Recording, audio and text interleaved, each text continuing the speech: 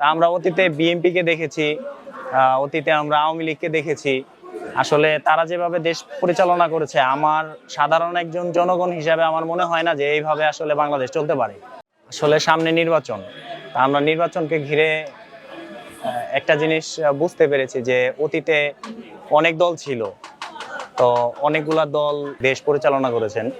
তো তার ভিতরে আমরা প্রত্যেকটা দলকে বিবেচনা করে এবার আমাদের সবার আসলে উদ্যোগ নেওয়া উচিত যে এমন ভালো একটা দল যে দেশের জন্য, দেশের স্বার্থের জন্য কাজ করবে।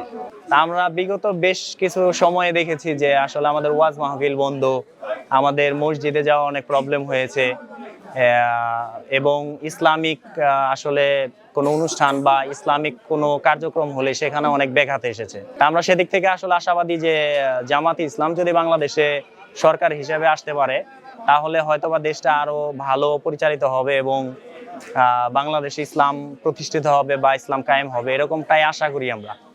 তো সেদিক থেকে আমি মনে করি যে আমাদের দুই আসনে, মানিকগঞ্জ সদরের দুই আসনে যে জাহিদুর রহমান এমপি পদপ্রার্থী, উনাকে আমরা জয়যুক্ত করতে পারলে আমাদের হয়তোবা মানিকগঞ্জ জেলা থেকে আশা করি যে আমাদের এই দুই আসনের একজন যোগ্য এমপি হিসাবে আমরা পাবো ওনাকে।